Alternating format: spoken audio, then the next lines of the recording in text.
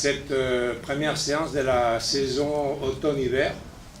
Qu'est-ce que j'allais dire? Bon, d'abord remercier toujours la fidélité de Sophie Dulac et de toute l'équipe.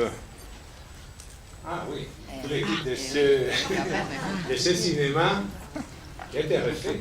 Et merci à Benoît qui est là et qui représente un peu ici toute l'équipe des écrans de Paris. Et merci aussi à Capricci, le distributeur du film, d'abord de distribuer le film que vous allez voir ce soir et ensuite de nous avoir fait confiance pour un peu cette avant-première et faire un peu de bruit autour de cette sortie. Je ne vais pas être là, c'est à chaque fois la même histoire, il n'y a pas moyen de les pousser. C'est Raoul qui est là, qui représente l'Institut Ramon Llull. Et sans eux, on n'aurait pas pu faire ça ce soir. Voilà. C'est vrai qu'on n'aurait pas pu non plus le faire sans le soutien de Welling. Et merci aussi, évidemment, à CIC et Iberbanco, la banque aussi, qui nous a filé un peu d'argent pour pouvoir continuer à faire ce qu'on fait. Non? Je pensais qu'il serait là, Thierry Lounas, qui est le patron des Capricci. Je ne sais pas s'il est venu, il a produit le film, il les distribue, il va les sortir en salle, donc lui aussi il mériterait bien un applaudissement.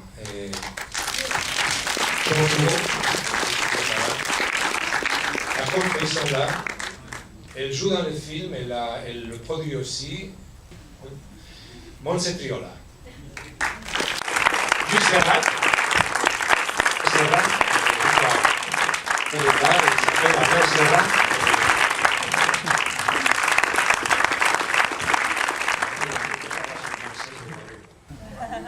Bonsoir. Merci. Bon, je voudrais aussi remercier surtout l'Institut Llull parce que c'est pas seulement aujourd'hui, mais bon, j'ai José Maria, je connais depuis, je ne sais pas, de la première fois qu'on était à Cannes en 2006. Et lui aussi, il a suivi, je crois, et de soutenir un peu mon travail. Alors, merci une autre fois. Et bon, moi je ne voulais pas dire beaucoup de choses maintenant parce que le film est assez long, c'est 2h30. Oui. Je ne savais pas si vous savez ça, mais bon, on peut dire deux choses par rapport à la durée du film. Que c'est le film le plus long, le film fiction que j'ai fait. Alors, ça c'est la dure. Mais en même temps, c'est vrai que c'est le film où, bon, plus facile de supporter, on peut dire. Dans les films précédents, que c'était un peu plus court, on a fait l'expérience de beaucoup de gens qui sortaient dans la salle, dans la Cannes, non, la première fois. Avec Honneur de Cavalier, mon premier film, c'était à Cannes, il y avait, je ne sais pas, 1000, 1100 personnes, ou 1200 personnes dans la salle, et à la fin, il y avait 300. Bon, ça amélioré un petit peu avec le deuxième, il y avait aussi 1000, je ne sais pas, et à la fin, il y avait 600, 700. Mais le deuxième, il faut dire que c'était 1h35. Alors, ça c'est le troisième, c'est 12h30, 12h28, 29. Mais il faut avouer aussi que c'est le film où, on ne va pas dire presque personne à partie, mais la partie, bon, je sais pas, 20% ou 30% de la salle. Ça c'est négatif, bon. Mais je ne sais pas, ici vous verrez un film beaucoup plus complexe que les précédents.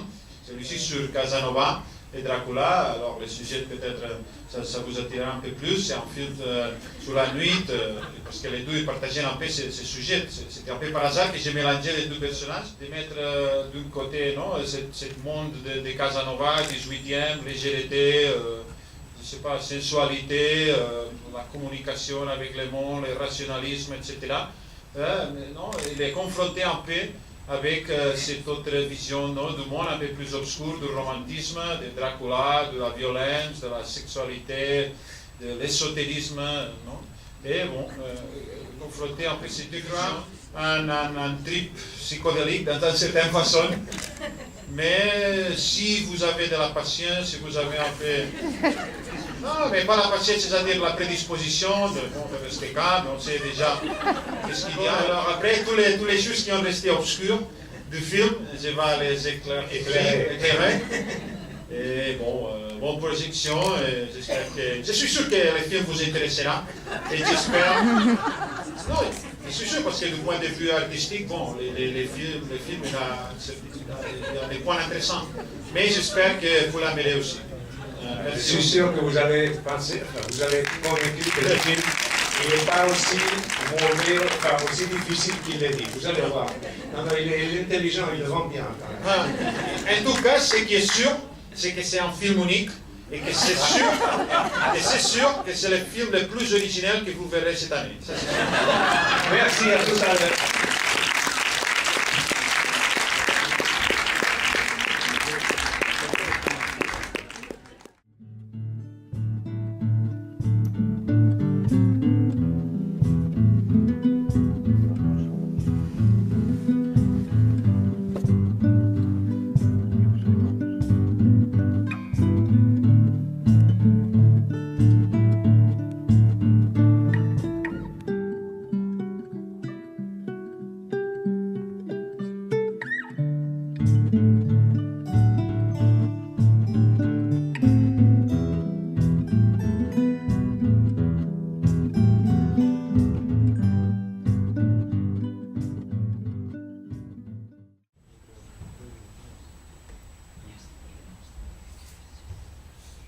Qui avait vu ce film avant? Il est revenu le voir. Ben voilà. Donc vous autres, vous découvrez son cinéma ici. Bon, oui, mais c'est vrai que les films, en plus de ça, si on connaît un peu les films précédents, parce que bon, l'idée c'était de, comment dire, aller un peu plus au-delà de ce que j'avais fait avant, parce qu'avant, je dis au début, c'était dans les premiers films, c'était très fortement mis dans les côtés contemplatifs, le deuxième, c'est plus dans les côtés picturaux, le côté graphique, etc. Et ce troisième, bon, on dit pourquoi on ne garde pas ce qu'il y a de beau dans les films précédents, et surtout certaines puretés qu'il y avait dans les films précédents, mais on essaie de les mélanger avec les récits, avec les personnages, avec une histoire un peu plus complexe, avec des dialogues, etc. Non? Et l'idée, c'est, au début, du point de vue théorique, ou du point de vue fantasy, qui soit forte et soit intense, même si c'est un peu risqué, c'est vrai, parce que déjà mélanger Casanova avec Dracula, c'est déjà un peu douteuse quand même. Je trouve que c'est un très beau film, avec des images splendides, une atmosphère magnifique. J'aurais dû mettre Casanova qui parle en italien avec son serviteur, et Dracula qui parle avec les femmes en roumain. Là, ça aurait été, je pense, un peu... philosophique, les deux personnages, c'était déjà dans le début de scénario même, parce que, je ne sais pas s'il avait raison ou pas, mais en tout cas, je trouvais ça un peu typique, tout ça, et il y avait aussi le défi de mettre des idées philosophiques un peu, mais sans jamais avoir cette idée qui sont dans les dialogues, dans une façon comme des scénarios, pas souligner, mais jamais essayer de faire quelque chose qui pourrait rappeler que le film, il a un scénariste, ou que quelqu'un a écrit les dialogues. Non, et toujours les dialogues dans les films, moi j'avais l'idée qu'ils devraient sortir, je ne sais pas, des racines ou des arbres, qui sont des dialogues qui sont parfois un peu, je ne sais pas, qui ont un certain contenu, mais toujours, bon, qui sont un peu comme un peu sauvages, un peu qui sont sortis là, parfois il y a des petits trucs, mais jamais, parfois il y a des scènes qui sont ça, très sauvages, très imprévisibles, parce que, bon, ce sont des acteurs non professionnels, tous les acteurs sont des acteurs non professionnels, qui n'ont jamais joué ou jamais se levé avec moi. Alors, ce côté un peu dur, un peu difficile, un peu, non, jamais facile, on peut dire pour les spectateurs. Pourquoi c'est Dracula qui gagne? Je ne sais pas. Je ne sais pas, moi j'ai pas... Non mais vous aimez Bresson donc? Oui, oui, bien voilà, sûr. ça se sent, oui. Oui, parce que... Non, mais c'est un constat. Hein. Oui. Non, l'idée c'est toujours, par rapport à les acteurs avec moi, c'est l'idée de que les acteurs, peut-être parfois, moi je ne sais pas qu'est-ce que j'ai fait, presque pendant tout le... Je ne sais pas où je vais arriver avec les tournages, et parfois il y a beaucoup de moments que je ne sais pas qu'est-ce que j'ai vu. Je sais qu'est-ce que je ne veux pas, mais je ne sais pas qu'est-ce que j'ai fait. Par exemple, le film est en format de 2,35, je ne sais pas si vous connaissez ça, mais 2,35 ça veut dire qu'il est très No, 2.35. Sì, en français, je ne sais pas comment dire. Non, plus, 12.35, c'est pas une vision. Panoramique, très panoramique. Mais par exemple, les directeurs de photographie, moi j'ai décidé que ça devait être panoramique à la moitié du tournage. Mais j'ai rien dit au directeur de la photographie. En fait, il composait tous les plans pour 4:3. C'est complètement l'opposé parce que c'est cadré. 4:3, c'est le plus cadré, les formats les plus cadrés qu'on a aujourd'hui. Alors, il y a toujours cette idée de que si quelque chose est déjà pensé, si soit au niveau des acteurs, soit au niveau de la composition du plan qui doit être déjà composé, qu'il y ait quelqu'un qui l'avait dans la tête avant, etc., ça me nuit un peu. Et je sais que c'est un peu banal, et, je ne sais pas. Et j'essaie toujours, avec cette petite technique de l'incommunication que j'ai dit, que le personnage ou la psychologie ou les côtés plus dramatiques du film, c'est créé, mais c'est vraiment créé au montage ou presque après le montage. Quand le film est vraiment vu et à la fin, il y a beaucoup de choses qui sont pour vous essentielles. Je vais mettre un exemple que vous comprendrez bien. Et comme ça, vous pouvez faire ça sera les métaphores pour tous les films, de la façon de travailler un petit peu. Par exemple, par rapport au dialogue, d'accord? Il y a, je ne sais pas, dialogue de Dracula, la première fois qu'il fait un dialogue avec les filles, qu'il essaye de les convaincre de croiser la rivière, d'aller au château, etc. Dans cette scène. Et là, par exemple, je tourne, je ne sais pas, 4 heures, non? Dans cette truc, c'est beaucoup. 4 heures, ce dialogue sans jamais répéter.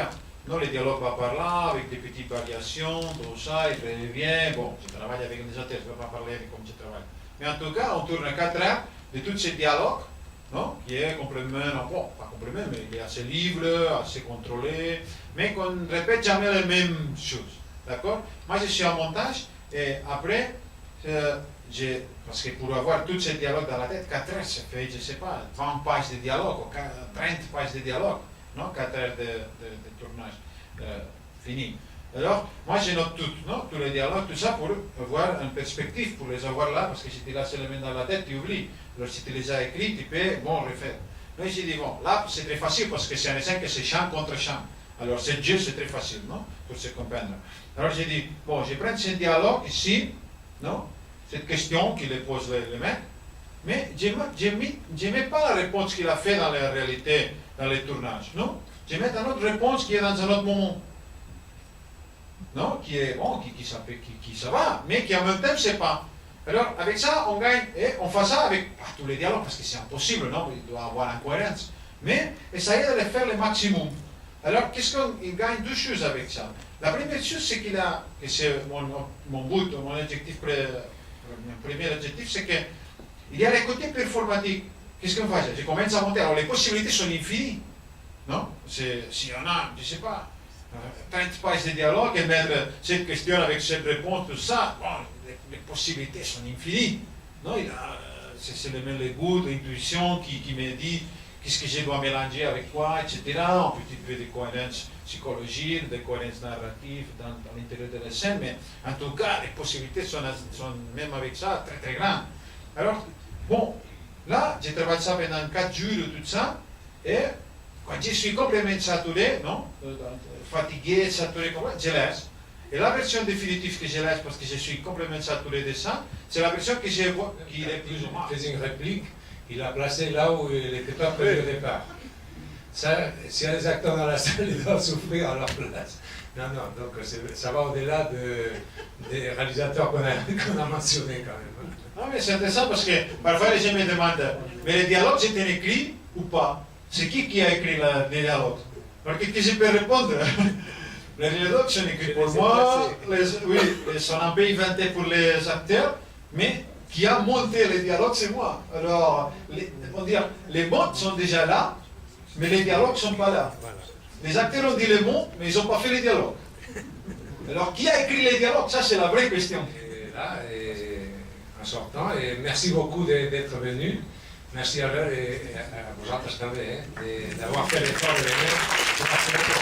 Merci à tous.